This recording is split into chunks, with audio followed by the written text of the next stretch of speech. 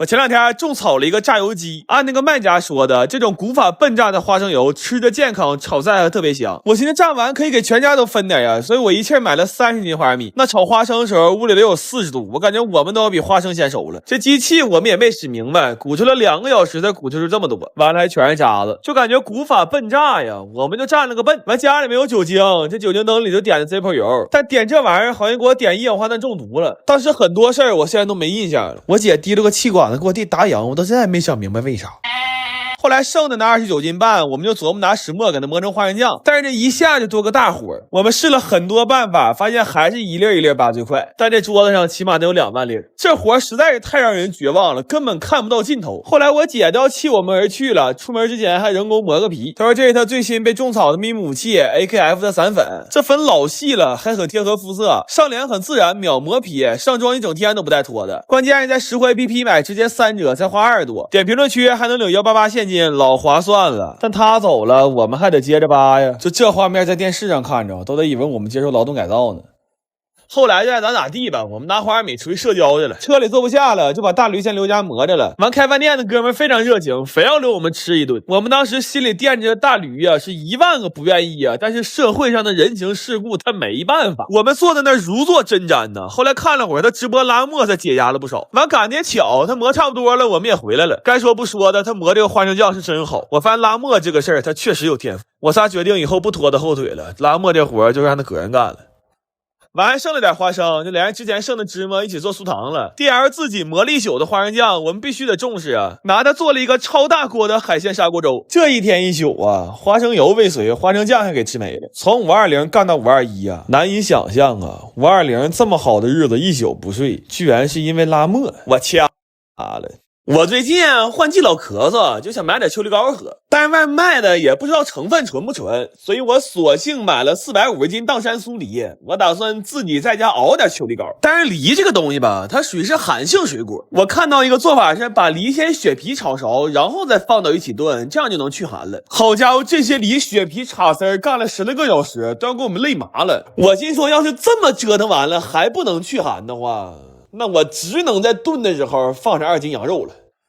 然后煮梨肉的时候，我还放了点大枣、生姜、罗汉果。但是接下来有个很费人的事儿，就是要给这些煮熟的果肉滤汁儿。那挤汁儿的时候，我们老卖力了，挤出来的果渣比我拉都干。后来给那手爪都拧成鸡爪了，动2下就开始抽抽。一共挤出1桶半的汁儿，不知道最后熬完膏能不能剩下半桶。然后这玩意儿煮的时候还得全程有人看着，要不然说不准哪下这就偷摸自己扑锅了。所以我们快速制定了一个值班表，并且把双人床也安上了。我真是没想到熬一个小小的秋梨膏又他妈在家打人精了。后来我发现这放张床真行，所以我打算用祝小帮重新把这屋装修一下。装修小白就用设计我家选择小区户型就能生成3套不能分割的设计案例，720度看实景效果都是免费的，照着装连设计费都省了。要是怕花错钱，就用智能预算输入户型面积就能获得全面报价，人工材料费都标得明明白白，能避免很多坑。家里装修的都可以点左下角看看，就算对装修一窍不通也能轻松搞定。然后为了增强秋梨膏的止咳效果，我还放了点川贝母。这玩意儿我一共才买了3两多，却花了我将近4000元呢，这换算下来比我命都值钱。就现在这个秋梨膏的成本呢，那别说咳嗽了，我估计我咳血都不一定能舍得喝。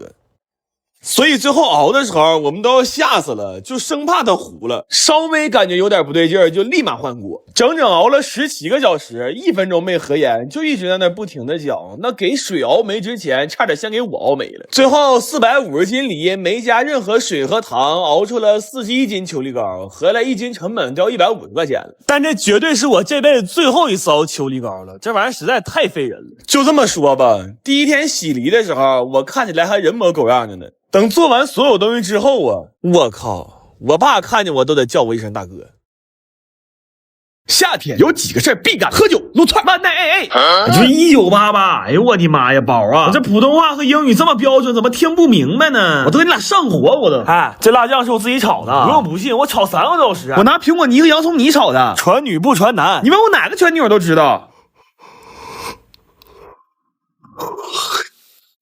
这怎么一提他们还困了呢？菜我建议多来点金针菇和豆芽，用10年脑血栓的手给豆腐嘚瑟出去，再搞一搞小肥瘤。那什么，我还有一个菜啊，炒点肥肉片子，炒点青菜丝子，咋整也整不明白的流心儿蛋，再搞点辣酱。哎，这辣酱是我自己炒的，不用不信，我炒3个多小时。这饭拌完了那得多香啊！没办明白，没办明白，又没办明白，不办了。这俩盆满满登登的，像不像李一华女士？一个菜一下变出4、5、6、7、8个菜那个。说到万代 A， 其实没啥唠的，准备开哭宝。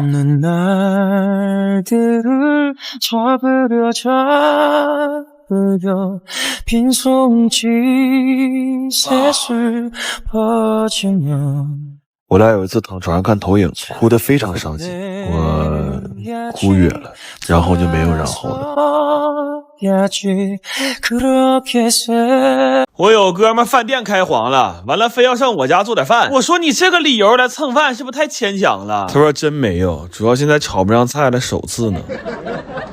好家伙，他手姐刺挠了，给我们家人他妈腿肚累转筋了都，非要在家做烤鸭，这可是家里有点地方了，一会儿挂着，一会儿吹着，我的妈呀，他妈全村老少爷们都知道我家有烤鸭了。最后烤箱没使明白，整他妈缺老黑。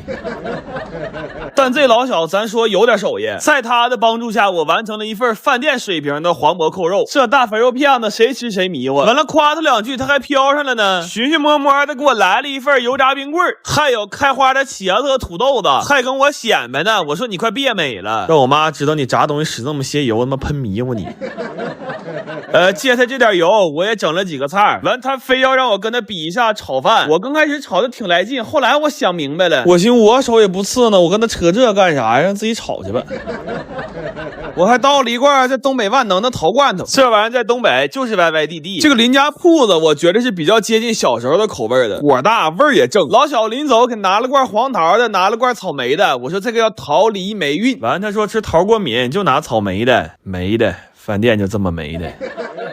来吧，吃香香了，香蟹、土丝儿、马上、鲜汤、油饼、蛋饭、干牛、知球、烤鸭、开茄、黄肉、大闸、桃梅。哎呀，这天天忙忙叨叨的，吃上饭才想起来，今天我姑过生日。我说这样，我先把你眼馋这几个菜放你面前，你先慢慢秃噜，完我给你煮碗面条。我姑说咱天天都在一起吃饭，整那没用的干啥呀？他说来，你给我拔一点，我倒碗罐头汁儿喝就行。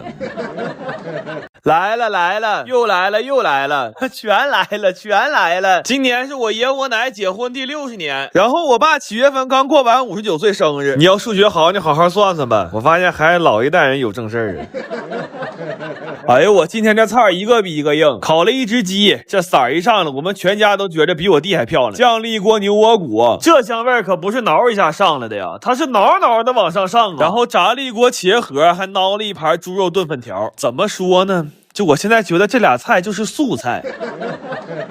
上午奶奶少不了肘子，今天是拿腐乳炖的，然后用了2个猪蹄下汤，又用了2个猪蹄红烧。咱们一猪4蹄，手足情深，走时候谁也别落下。蒸了几个肉馅比脸皮还厚的肉龙，还颠着几个毛菜。我弟也挺孝顺，做了个条幅。我说没活够就别带了，他说那我给我姥姥炒个菜吧。哎呀，我说你要想劝你妈要2胎，大可不必让全家给你找这个台阶吧。来吧，吃香香了，碎龙、葱花、好龙、白稀、红蹄儿、火鸟、桂糕、嘉禾、扒条、腐肘、猪条、酱窝、花蹄儿。我爷今天干个大事，特意揣着身份证去买钻戒去了，说当年不兴这个，现在给我奶补上。这个第2钻戒，男人一生只能定制1枚，代表一生唯一真爱。60年不容易啊！好了，你终于开窍了。我爷是开窍了，我看我奶应该也开胃了。这戒指戴上就不摘下来了，那肘子我看一口也没落下。戴着戒指夹肘子，我说你这是双倍快乐呀。事实证明，我对我奶的实力还是不够了解。冰的，冰的，我来一块儿。我寻思老冰的我不来了呢。